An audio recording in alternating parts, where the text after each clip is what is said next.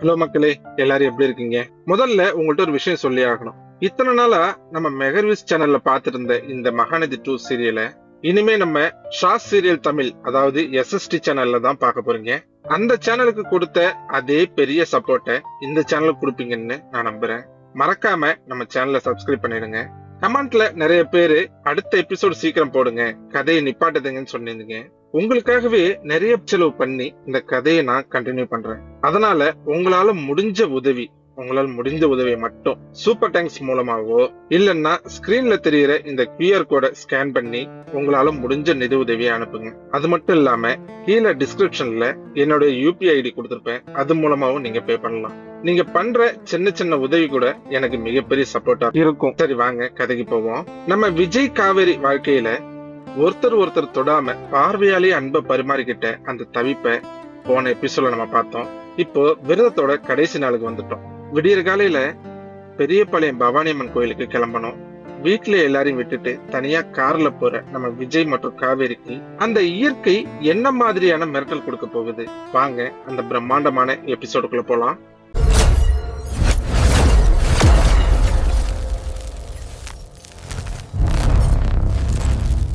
ரூம்ல எல்லா லைட்டும் ஆஃப் ஆயிருக்கு. அந்த சின்ன நைட் லேம்ப் வெளிச்சம் மட்டும் லேசா பரவி இருக்கு. பெட்ரூமோட ஒரு மூலையில தரையில விரிக்கப்பட்டிருக்கிற பாயில காவேரி உட்கார்ந்துருக்கா. நாளைக்கு கோயிலுக்கு கொண்டு போக வேண்டிய பூஜை சாமான்கள், மஞ்சள், எலுமிச்சப்பழம், வளையல்னு எல்லாத்தையும் பொறுமையா ரொம்ப பக்தியா எடுத்து வச்சுக்கிட்டு இருக்கா. ஒரு வாரம் ஆச்சு அவ சரியா சாப்பிட்டு. உடம்பு ரொம்பவே தளர்ந்து போயிருக்கு. மஞ்சள் கயிறு கட்டி இருக்கிற அவளோட வலது கை அந்த சாமான்கள் எல்லாம் எடுக்கும் போது லேசா நடுங்குது. கண்ணை சுத்தி ஒரு சின்ன கருவளை விழுந்திருக்கு. ஆனா அவ முகத்துல இருக்கிற அந்த பக்தி ஒரு தேஜஸ கொடுக்குது. அவளுக்கு நேர் எதிரா இன்னொரு பாயில விஜய் படுத்திருக்கிறான். அவனுக்கு தூக்கமே வரல. ஒரு கழிச்சு படுத்து தன் கைய தலைக்கு வச்சுக்கிட்டு காவேரியை உத்து பார்த்துட்டு இருக்கான். அவனோட ஒவ்வொரு மூச்சுலையும் அவன் மேல இருக்கிற காதல் அவ்வளவு அழகா தெரியுது. கூடையில எல்லாத்தையும் எடுத்து வச்சுட்டு காவேரி ஏந்திரிக்க போறான். வெறும் பழமும் பாலும் மட்டும் குடிச்ச உடம்பு ஒரு செகண்ட் அவளுக்கு தலை சுத்துது. அம்மானு லேசா முனைகிட்டே தடுமாறி செவுத்துல சாய போறான். இத பார்த்ததும் விஜய்க்கு உசிரே போயிடுது. ஏந்திரிச்சு காவேரின்னு பதறி போய் கத்திக்கிட்டே அவளை பிடிக்க ஓடுறான். அவளை தொட்டு இடுப்புல கை கொடுத்து தாங்கி பிடிக்க போற அந்த ஒரு செகண்ட் அவ கையில கட்டி இருக்கிற அந்த மஞ்சள் காப்பு அவன் கண்ணுல படுது. தான் பொண்டாட்டி தன்னுடைய உசுருக்காக தொட்டுக்காம தீட்டுப்படாம இருக்கிற அந்த விரதம் ஞாபகத்துக்கு வர கைய அப்படியே ஒரு இன்ச்சு தூரத்துல நிப்பாட்டிக்கிறான். அவன் கை காத்துல நடுங்குது. காவேரி சுதாரிச்சுக்கிட்டு செவுத்த பிடிச்சு நின்னுறான். அவளுக்கு மூச்சு வாங்குது. நிமிர்ந்து விஜய பாக்குறான். விஜய் அவளை தொடாம ரொம்ப பக்கத்துல நின்னு தவிச்சிட்டு இருக்கான். விஜயோட குரல் லேசா உடஞ்சி, என்னடி இது, இப்படி தள்ளாடுற அளவுக்கு உடம்பு கெடுத்து வச்சிருக்க, என்னால பார்க்க முடியல காவேரி. கீழே விழப்புற பொண்டாட்டிய கூட தாங்கி பிடிக்க முடியாம கைய நிப்பாட்டிக்கிட்டு நிக்கிற இந்த நரக வேதனை இருக்கே, இது உனக்கு புரியாதடி. காவேரிக்கு கண்ணு கலங்குது. அவனுக்கு கஷ்டம் கொடுக்க கூடாதுன்னு ரொம்ப இயல்பா சிரிக்க பாக்குறான். நான் நல்லாதான் இருக்கேன் விஜய். திடீர்னு எந்திரிச்சதால லேசா கண்ணை இருட்டிட்டு வந்துருச்சு. நாளைக்கு ஒரு நாள் தானே, கோயிலுக்கு போயிட்டு வந்ததும் எல்லாம் சரியாயிடும் அப்படி நம்ம காவேரி சொல்றா. விஜய் அவளை அப்படியே உத்து பாக்குறான். அவன் கண்ணுல இருக்கிற அந்த ஈரத்தை பார்த்ததும் அவனுக்கு கோபம் குறைஞ்சி காதல் அதிகமாகுது. விஜய் ரொம்ப உருக்கமா மெதுவா, நீ எப்பவும் இப்படிதான் சொல்வ, உனக்கு வலிச்சாலும் நீ அதை வெளிக்காட்டிக்கவே மாட்ட. நாளைக்கு ஒரு நாள், நாளைக்கு அந்த சாமியை பார்த்ததும் என் பொண்டாட்டியை நான் முத வேலையா இறுக்கமா கட்டி பிடிச்சுக்கணும். இந்த ஒரு வாரம் உன்னை தொடாம நான் பட்ட பாடு, என் உசுறு எவ்வளவு துடிச்சதுன்னு உனக்கு தெரியாது. காவேரி எதுவும் பேசல. அவ உதடுகள் மட்டும் லேசா துடிக்குது. விஜய பார்த்து அவ கண்களாலேயே நானும் உங்களுக்காக தான் துடிச்சிட்டு இருக்கேன் அப்படின்னு சொல்றான். விஜய் அப்படி திரும்பி போய் தான் பாயில படுக்க போறான். காவேரி அமைதியா போய் அவ பாயில படுக்கிறான். மறுநாள் காலையில ஒரு 4:30 மணி இருக்கும். வெளியே நல்லா இருட்டிட்டு இருக்கு. சில்லுன்னு ஒரு காத்து அடிக்குது. விஜய் காரு வாசல்ல நிக்குது. காவேரி மஞ்சள் புடவையில கையில பூஜை கூடையோட ரெடியா வரான். சாரதம்மா, கங்கா, நர்மதா எல்லாரும் வாசல்ல நின்னு வழி அனுப்ப வந்திருக்காங்க. காவேரி சாரதம்மா கால்ல விழுந்து கும்பிடுறான். சாரதம்மா கண்ணீரோட காவேரியை பிடிச்சு தூக்கி, பத்திரமா போயிட்டு வாமா, அந்த பவானியாத்தா உனக்கு துணையா இருப்பா, உன் தாலிய காப்பாத்துவா. மாப்பிள்ள, நீங்க தான் இவளை பத்திரமா கூட்டிட்டு போயிட்டு வரணும், கவலைப்படாதீங்க அத்தை, நான் பாத்துக்கிறேன். விஜய் நேரா போய் கார் கதவை திறக்கிறான். விரதத்துல இருக்கிறதால அவளுக்கு கொஞ்சம் வசதியா இருக்கட்டும்னு ஒரு சுத்தமான ஒரு துண்டை எடுத்து அவ உட்கார போற அந்த சீட்ல அழகா விரிச்சு வைக்கிறான். காவேரி அவன் பண்ற அந்த சின்ன சின்ன அக்கறைய பார்த்து லேசா சிரிச்சுக்கிட்டே ரொம்ப சந்தோஷமா கார்ல ஏறி உட்காந்துக்கிறான். விஜய் டிரைவிங் சீட்ல உட்காந்து காரை ஸ்டார்ட் பண்றான். கார் வீட்டை விட்டு பெரியபாளையம் நோக்கி கிளம்புது. காரு ஹைவேல வேகமா போயிட்டு இருக்கு. சுத்தி பார்த்தா விடிஞ்சிருச்சு. காவேரி கையில ஒரு வேப்பிலையை வச்சுக்கிட்டு கண்ணை மூடி தியானத்துல வரான். விஜய் ரொம்ப கவனமா கார் ஓடிட்டு இருக்கான். காருக்குள்ள எந்த பாட்டும் ஓடல. ஒரு அழகான அமைதி இருக்கு. எந்த ஒரு முன்னறிவிப்பும் இல்லாம வானம் அப்படியே கும்முன்னு இருட்ட ஆரம்பிக்குது. பகல் நேரமே ராத்திரி மாதிரி ஆகுது. ஆடி மாசம் எப்பவும் காத்து அடிக்கும் தான். ஆனா இன்னைக்கு அடிக்கிற காத்து ரொம்ப வித்தியாசமா பயங்கரமா இருக்கு. மரங்கள் எல்லாம் வேரோடு சாயிற அளவுக்கு ஒரு பேய்த்தனமா ஒரு புயல் காத்து அடிக்குது. விஜய் ஸ்டேரிங்க கண்ட்ரோல் பண்ண ரொம்ப கஷ்டப்படுறான். காரு காத்துல லேசா இழுக்குது. ரோட்டுல கிளைகள் எல்லாம் முறிஞ்சு கீழே விழுந்து கிடக்கு. புழுதி பறக்குது. பட பட படன்னு ஒரு பெரிய மழை துளி கார் கண்ணாடியில வந்து விழுகுது. விஜய் பதறி போய் பிரேக் அடிச்சு காரை ஓரமா நிப்பாட்டுறான். விஜய் ரொம்ப பதற்றமா, காவேரி பாரு வெளியே என்ன நடக்குதுன்னு. இது சாதாரண காத்து இல்லடி, பெரிய புயல் வரப்போகுது போல இருக்கு. வானிலை சுத்தமா சரியில்லை. நாம இப்ப பெரியபாளையம் போறது ரொம்ப ரிஸ்க். நான் காரை திருப்புறேன், வீட்டுக்கு போயிடலாம் அப்படின்னு நம்ம விஜய் சொல்றோம். காவேரி கண்ணை திறந்து லேசா வெளியே பார்த்துட்டு ரொம்ப கூலா விஜய் பாக்குறேன். காவேரி ரொம்ப உறுதியா, நான் வீட்டுக்கு வரமாட்டேன் விஜய், காரை எடுங்க, நேரா கோயிலுக்கு போகலாம் அப்படின்னு சொல்றான். அதுக்கு விஜய், ஏண்டி லூசா நீ, வெளியே பாருடி, மரம் முறிஞ்சு விழுது, காத்து காரையே தூக்கும் போல இருக்கு. இந்த நேரத்துல போய் நீ எப்படி கோயிலுக்கு போயிட்டு அந்த தீய மிதிப்ப? நெருப்பு எல்லாமே காத்துல அணைஞ்சிடும், இல்லன்னா மழையில நனைஞ்சிடும். லாஜிக்கா யோசிச்சு பாரு காவேரி, நமக்கு உசுறு தான் முக்கியம்.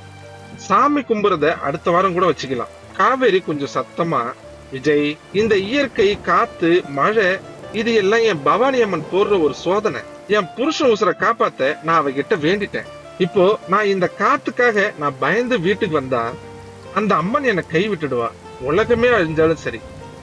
நான் பெரியபாளையம் போய் தீ மிதிச்சதுக்கு அப்புறம் தான் நான் உங்களை வீட்டுக்கே கூட்டிட்டு வருவேன். காவேரியோட அந்த பிடிவாதத்தை பார்த்து விஜய்க்கு என்ன சொல்றதுன்னே தெரியல.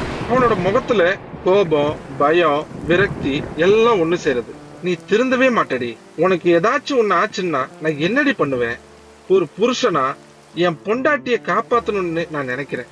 நீ சாமி சாமின்னு போய் உசுறு கொடுக்க பாக்குற. எனக்கு ஒண்ணும் ஆகாது விஜய்.